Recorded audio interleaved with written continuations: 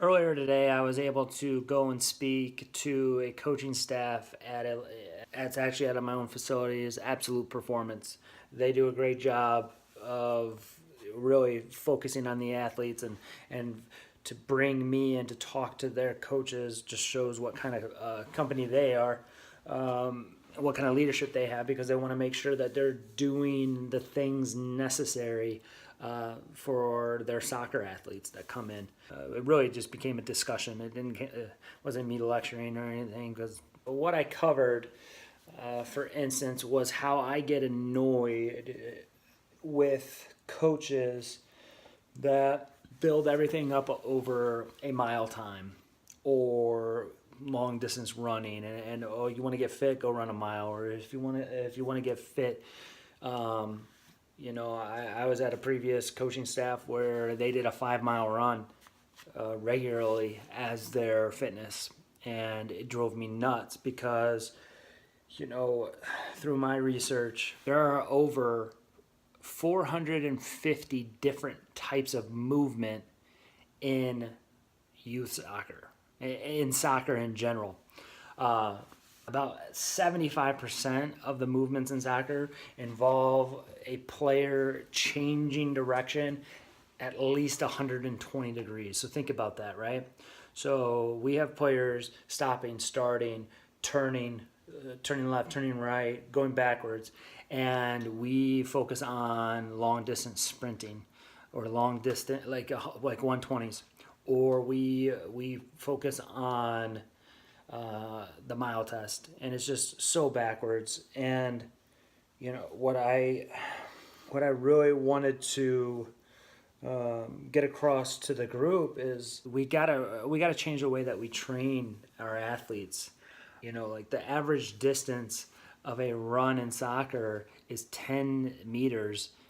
Of time a run was 10 seconds, and this is in the English Premier League. A 10-second run, that's the longest.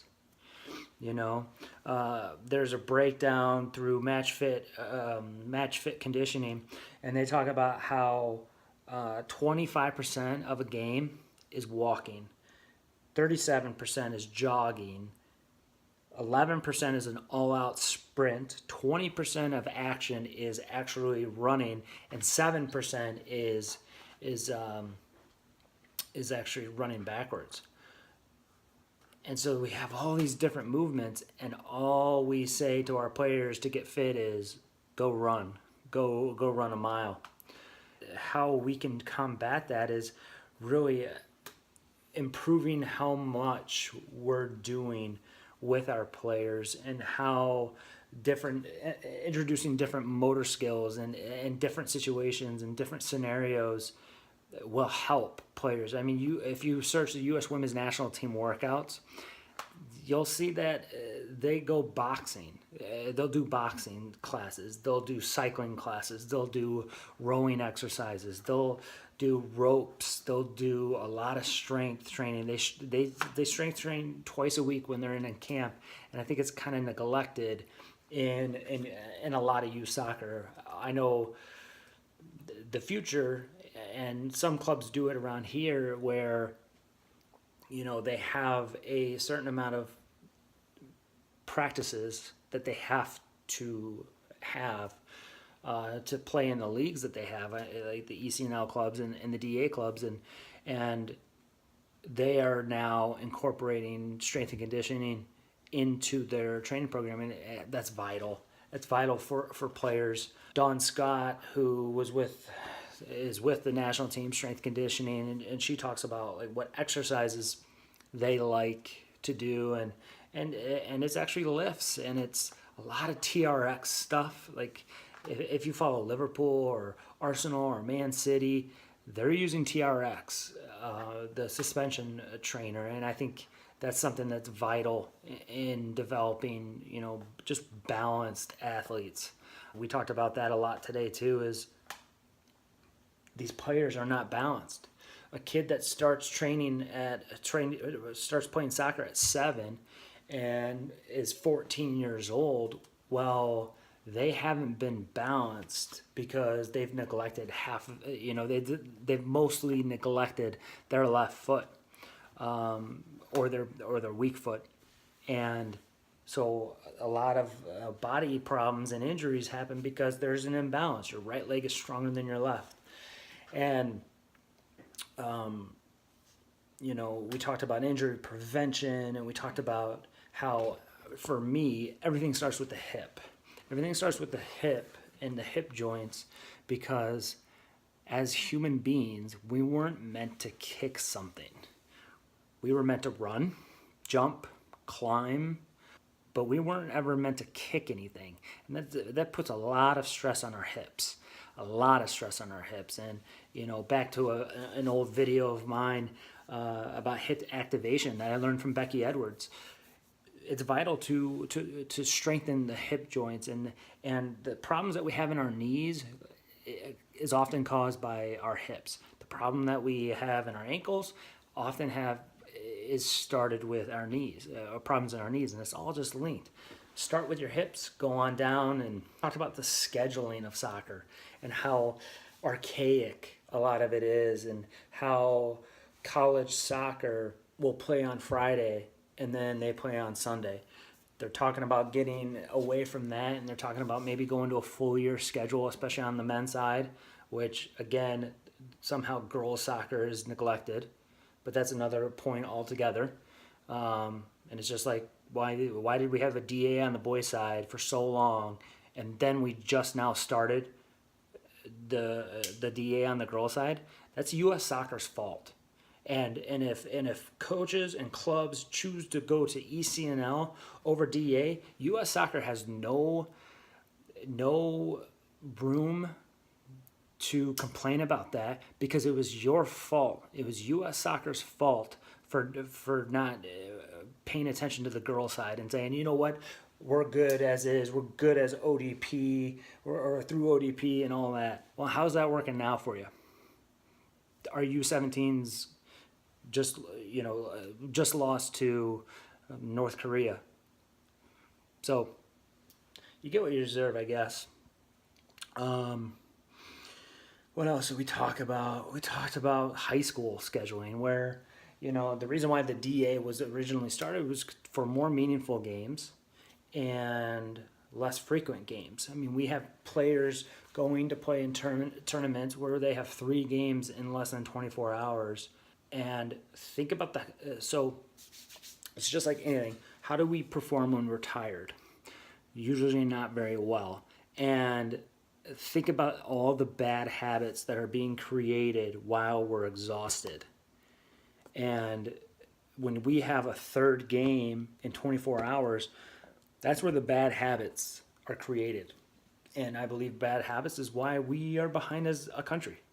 We have too many bad habits. It's not making mistakes. People get on to me and like, whoa, it's a game of mistakes. We're supposed to have mistakes. Absolutely, 100% we're supposed to have mistakes. It's bad habits where we falter. And we don't have enough coaches correcting those bad habits. And how the rest of the world is structured is like, you look at Real Madrid and they have a training to game ratio of 6-1. Well, they're not training 6 days and then playing a game on the 7th day. You are here in America, even our ECNL and DA clubs. That's how it is, how it works here. But in Europe, they get to go train in the morning, go to school, then train at night. And they do that 3 days a week. 3 times 2, that's 6. So imagine you train 3 days, and then you have a game on Saturday or Sunday. That's 4 days out of the week that you're getting 7 sessions in, 7 session/games in. Here in the United States, instead of being able to do all of that work in 4 days, we do all of that work in 7 days. I have players that have 3 training sessions with clubs, then they go and they train at a sports performance place like Absolute Performance, Proformance, or STA. They come to me, that's 5 days. And then let's say they have 2 games. These kids aren't getting any rest. And, the future of soccer is really gonna be where these clubs, these DA clubs, are going to do more stuff in house and prevent kids from going out of clubs. I think that's going to happen. It's just a matter of time. Some DA clubs are already doing that on the boys' side. They're prohibiting players from going outside because they're trying to control their workload, and I can't really blame them.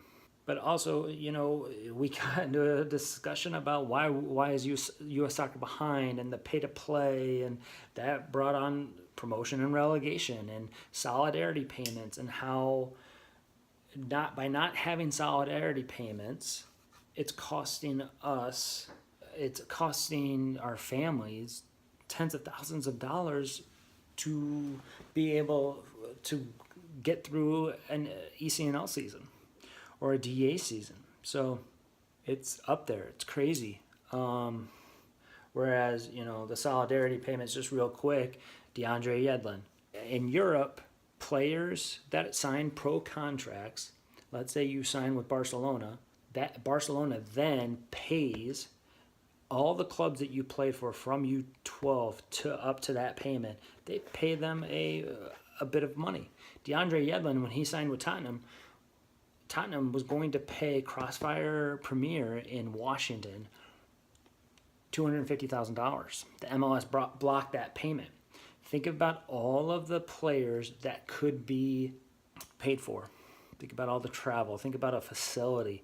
Think about how many coaches would be, taken care of if we allowed solidarity payments. And wouldn't that get coaches and clubs away from we must win? Because right now how it is, if you want to lure that kid from across the town, you have to win.